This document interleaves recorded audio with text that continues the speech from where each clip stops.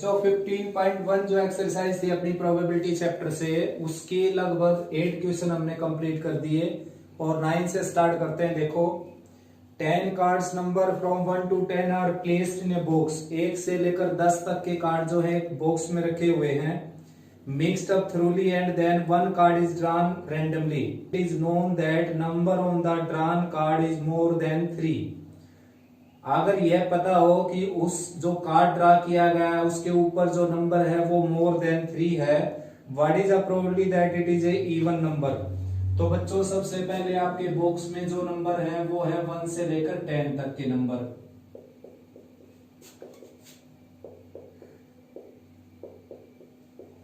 और ए इवेंट को लेट कर लिया मैंने, let A with the event which denote the number which is greater than 3, क्योंकि इसमें लिखा है कि जो नंबर ड्रा किया गया वो पता है हमारे को कि वो 3 से ग्रेटर है, मोर देन 3। तो मोर देन 3 यानी कि 4, 5, 6, 7, 8, 9 और 10। बी है इवेंट की भाई वो जो नंबर आया है वो क्या है, इवन नंबर है। तो मैंने बताया कि दोनों इवेंट आपने सैंपल स्पेस में से बनाना है, इवन आपने इसमें से नहीं बनाना। 2, 4, 6, 8, 10 ये इवन हो गए सैंपल स्पेस में से। अब ए इंटरसेक्शन बी निकालना आपने। ए और बी में जो कॉमन है वो एलिमेंट देखने। देखो कॉमन 4 कॉमन हो गया दोनों में, 6 कॉमन हो गया, 8 कॉमन हो गया और 10 कॉमन हो गया। तो ये एलिमेंट क्या हो गए, कॉमन 4, 6, 8 और 10। अब प्रोबेबिलिटी किसकी निकालनी है, देखो प्रोबेबिलिटी निकालनी है बी की, क्योंकि उसने लिखा है यहाँ पर what is the probability that number drawn is an even number, यानी कि बी की प्रोबेबिलिटी निकालनी है। तो फार्मूला लग जाएगा B oblique A, probability of B intersection A या ए इंटरसेक्शन बी कुछ भी लिख सकते हो, divided by probability of A. तो probability of A intersection B क्या आ जाएगा, 4/10, ठीक है ना, डिवाइडेड बाय ए की प्रोबेबिलिटी आ जाएगी 2, 4, 6, 7, 7/10। तो आंसर आ जाएगा 4/7, ठीक है ना। नेक्स्ट है बच्चों 10th question. 1 card is drawn from A well split pack of 52 cards. जो प्लेइंग कार्ड हैं वो आप जानते हो बच्चों, +1 क्लास में पढ़ चुके प्लेइंग कार्ड के बारे में। 52 होते हैं टोटल। लिखा है इसने if is the event card drawn is king और क्वीन। ई इवेंट क्या है, कार्ड ड्रॉन इज किंग और क्वीन, या तो किंग है या फिर क्या क्वीन है, ठीक है ना। तो नंबर ऑफ ई क्या हो जाएगा, 4 + 4 यानी कि 8। 4 किंग होते हैं, 4 क्वीन होती हैं। Find the probability, conditional probability E oblique F. और एफ इवेंट है the card drawn is queen और एन एस। एफ इवेंट क्या है, क्वीन और एन एस, एस यानी कि इक्का। तो 4 ये होती है और 4 ये होते हैं। तो नंबर ऑफ एफ बी क्या हो गया, 8 हो गया। और ई इंटरसेक्शन एफ आप अच्छे से जानते हो क्या हो जाएगा, 4, ठीक है ना। नंबर लिख देता हूं मैं सीधा, number of E intersection F, या फिर ई इंटरसेक्शन एफ इवेंट को बता देता हूं क्या है, कार्ड इज ऑफ क्वीन, क्योंकि क्वीन दोनों में आ गया। देखो ई में भी आ गया और एफ में भी आ गया। तो number of E intersection F आ जाएगा आपका यहाँ पर 4। अब प्रोबेबिलिटी निकालनी है हमने, ई ऑब्लिक एफ निकालना है। तो फार्मूला लगेगा यहाँ पर probability of E intersection F divided by probability of F. तो ई इंटरसेक्शन एफ की प्रोबेबिलिटी हो जाएगी बच्चों 4/52।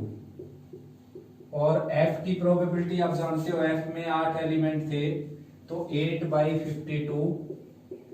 तो आंसर आ जाएगा 1/2। ये इससे कैंसिल हो गया, 4 2 8 हो गया। तो देखो 11th क्वेश्चन आ गया।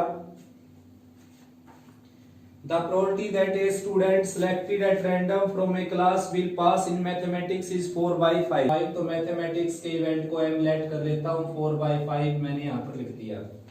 लैंग्वेज लिखनी है आपने, लैंग्वेज में बता दूंगा अभी। And the probability that he she pass in mathematics and computer science. Computer science के इवेंट को सी लेट कर लेता हूं। तो एम इंटरसेक्शन सी जो की प्रोबेबिलिटी जो दे रखी है वो दे रखी है 1/2, यानी कि मैथ एंड कंप्यूटर साइंस दोनों में एक साथ पास होगा उसके आधे चांस है स्टूडेंट के। What is the probability that he/C will pass in computer science if it is known that he has passed in mathematics?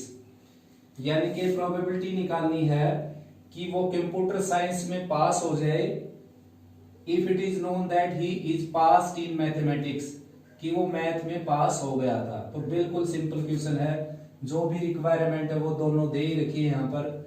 अगर इनमें से कोई एक वैल्यू भी चेंज कर देता फिर आंसर नहीं आता अपना।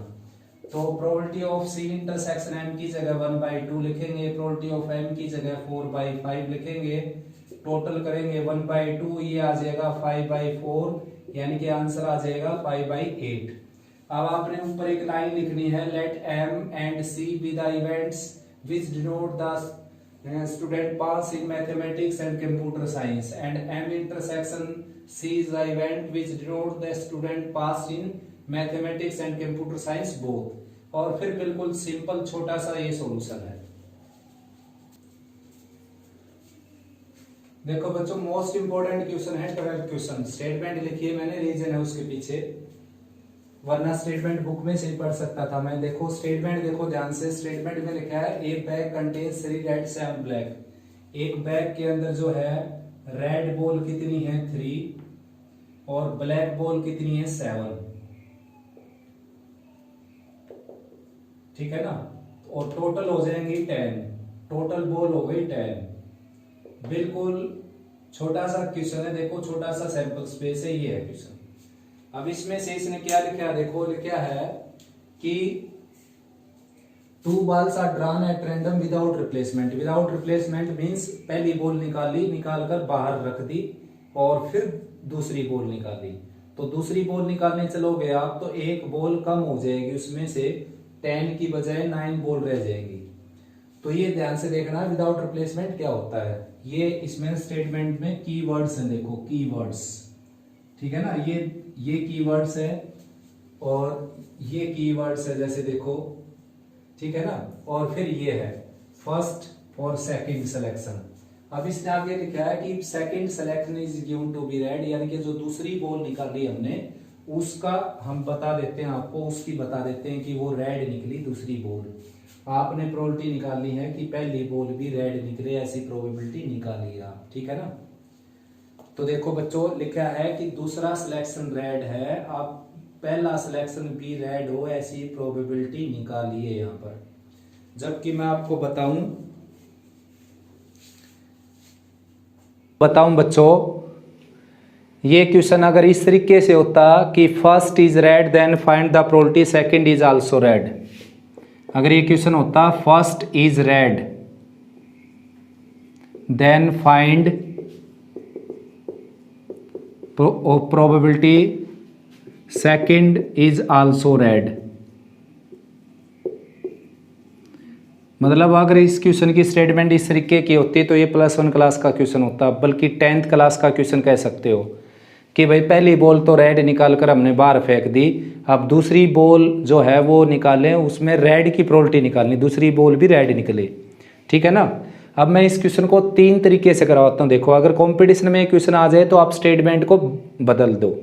स्टेटमेंट में क्या कहा गया है, स्टेटमेंट में कहा गया है कि सेकंड सिलेक्शन रेड है, it is given, then find the probability first is also red. तो आपने क्या करना है, अगर यही क्वेश्चन कंपटीशन में आ जाए तो केवल वहाँ पर MCQ आते हैं और आंसर से मतलब है, तो उसके लिए क्या कर देना, आप स्टेटमेंट को बदल देना, जैसे मैंने बदल दी, पूरी को नहीं, ये नीचे वाली लाइन को। If first ball is red, if first selection is given to be red then find the probability second selection is also red, मतलब फर्स्ट रेड निकाल दी, सेकंड भी रेड निकले, ऐसी प्रोबेबिलिटी निकाली है। देखो जब फर्स्ट को निकाल कर बाहर फेंकोगे आप तो अब आपके पास ये बैग हो जाएगा। एक फर्स्ट बॉल रेड निकाल कर बाहर फेंक दी हमने, तो जो मतलब रिमेनिंग बॉल बचेंगी, रिमेनिंग बॉल होंगी इसमें, रेड कितनी हो जाएंगी 2 और टोटल कितनी हो जाएंगी 9। तो अब फिर से रेड निकालोगे तो आंसर आ जाएगा 2/9। तो आप बुक में देख सकते हो आंसर है 2/9, ठीक है ना। तो ये एक मेथड है और ये केवल कंपटीशन में काम करता है, एक्सप्लेनेशन मेथड नहीं है ये। एक्सप्लेनेशन के अकॉर्डिंग ये गलत है, क्योंकि क्या है उसने ये कहा था कि दूसरी बॉल रेड है, आप पहली रेड निकले उसकी प्रोबेबिलिटी निकालिए, जबकि मैंने निकाल दिया क्या, पहली को रेड मानकर दूसरी रेड की प्रोबेबिलिटी निकाल दी मैंने। आंसर सेम है, ठीक है ना। तो कंपटीशन में आप इस तरीके से कर सकते हो। अब दूसरा मेथड, दो मेथड हैं जो आप सीबीएसई के एग्जाम में अप्लाई कर सकते हो उनको, उन मेथड को। उसमें यही स्टेटमेंट रखनी है आपने जो स्टेटमेंट दे रखी है, ठीक है ना। एक प्रैक्टिकल मेथड है लेकिन वो थोड़ा सा लेंथी है, और एक डायरेक्ट मेथड है, उससे मैं करवा देता हूँ। पहले डायरेक्ट वाले से छोटा मेथड बिल्कुल। Let A be event that first ball is red, first ball is of red colour, ठीक है ना। B event that second ball is of red, second ball भी क्या है, रेड। ए इवेंट हो गया जो पहले सिलेक्शन में रेड बॉल निकली उसका इवेंट, बी जो दूसरे सिलेक्शन में रेड बॉल निकली उसका इवेंट, और ए इंटरसेक्शन भी आप जानते हो कि दोनों रेड, पहली भी रेड दूसरी रेड। लिखने की जरूरत है नहीं, आप लिख देना इसको। तो भाई ए की प्रोबेबिलिटी निकालता हूँ मैं पहले। ए की सबसे पहले जो रिक्वायरमेंट है उस पर जाता हूँ मैं सीधा सीधा। देखो रिक्वायरमेंट क्या है, find the probability that first is also red when second is given to be red. Second red दी गई है, आपने पहली रेड निकले ऐसी प्रोबेबिलिटी निकालनी है। तो फार्मूला हो जाएगा probability of A intersection B divided by probability of B. अब आपको केवल दो के प्रोबेबिलिटी की जरूरत है, ए इंटरसेक्शन बी की प्रोबेबिलिटी और बी की प्रोबेबिलिटी। ए की प्रोबेबिलिटी निकालने की जरूरत है नहीं यहाँ पर, तो बी की प्रोबेबिलिटी निकालने लग रहा हूँ मैं। देखो बी क्या है, देखो बी है सेकंड बॉल रेड निकले, ठीक है ना। तो सेकंड बॉल रेड निकले उसकी प्रोबेबिलिटी निकाल रहा हूँ बच्चों में। तो ऐसा हो सकता है देखो कि सेकंड बॉल रेड निकल गई तो फर्स्ट बॉल ब्लैक निकल सकती है, ठीक है ना। फर्स्ट बॉल क्या निकल सकती है, ब्लैक। ए को मैंने रेड कहा था, नोट ए लिखूंगा यहाँ पर मैं, ठीक है ना, नोट ए। या फिर ऐसा हो सकता है कि दोनों ही क्या निकल जाएं, रेड निकल जाएं। देखो बच्चों यहाँ पर क्या लिया गया है, यहाँ पर लिया गया है कि दूसरी बॉल रेड निकले, पहले का कोई जिक्र नहीं है इसके अंदर। मैंने बताया था इवेंट जब बनाते हैं हम कंडीशन प्रोबेबिलिटी में, जैसे बी इवेंट बनाने लग रहे हो तो ए में से नहीं बनाना, वो बी आपने बनाना है सैंपल स्पेस में से। बताया था ना मैंने, जैसे कि एक छोटा सा एग्जांपल ले लो, एक डाई है आपके पास 1 2 3 4 5 6 उसके ऊपर। तो भाई एक नंबर सेलेक्ट किया गया और वो नंबर E1 निकला, आप प्रोबेबिलिटी निकालिए कि वो ऐसा E1 था जो प्राइम भी था, यानी इनके प्राइम की प्रोबेबिलिटी निकालिए। तो ए इवेंट तो E1 हो गया 2 4 6। तो अब जो बी इवेंट बनाऊंगा मैं प्राइम का, वो इसमें से थोड़ा ना बनाऊंगा, वो मैंने इसमें से बनाना है सैंपल स्पेस में से। तो जो बी इवेंट है वो ए में से नहीं बनाना आपने, ए इवेंट बी में से नहीं बनाना, दोनों इवेंट सैंपल स्पेस में से बनाने हैं। अब सैंपल स्पेस में से बनाऊंगा मैं बी को, और ए को देखता ही नहीं मैं ए क्या है क्या नहीं है। तो बी क्या है कि दूसरा सिलेक्शन रेड हो, तो पहला सिलेक्शन क्या हो सकता है, रेड ना हो, ऐसा भी तो हो सकता है ना, और पहला सिलेक्शन रेड भी हो सकता है। तो इसलिए पी बी की प्रोबेबिलिटी इस तरीके से निकलेगी, यही इसमें पॉइंट है सीखने का। तो नोट मतलब पहली बॉल रेड ना निकली तो पहली बॉल कौन सी निकली, ब्लैक। तो ब्लैक के चांस कितने हो गए, 7/10। अब एक ब्लैक इसमें से कम हो गई, एक टोटल कम हो गई। अब दूसरी बॉल रेड निकालूंगा तो रेड के चांस हो जाएंगे 3/9, क्योंकि एक बॉल कम हो जाएगी। या तो ऐसा होगा, मतलब इस तरीके से दूसरी बॉल रेड आ सकती है। पहली बॉल तो उसने लिखी नहीं है यहाँ पर, बी का मतलब है दूसरी बॉल क्या आए, रेड आए, तो पहली ब्लैक भी तो आ सकती है ना। या फिर या का मतलब प्लस, या फिर ऐसा हो सकता है कि पहली भी रेड आ गई हो दूसरी भी रेड आ गई हो, उसने तो केवल दूसरी रेड से मतलब है, दूसरी रेड आनी चाहिए, पहले ही कुछ भी आ जाए। तो कुछ भी कितने केस बनाओगे, जितने कलर उतने केस बनेंगे ना, पहली ब्लैक भी हो सकती है, पहली रेड भी हो सकती है, दूसरी रेड लेकर चलनी है आपने। तो पहली रेड हो जाएगी, उसके चांस हो गए 3/10, दूसरी भी रेड हो जाएगी तो एक रेड निकल कर बाहर फेंक दी मैंने, तो अब रेड बच गई तो 2/9।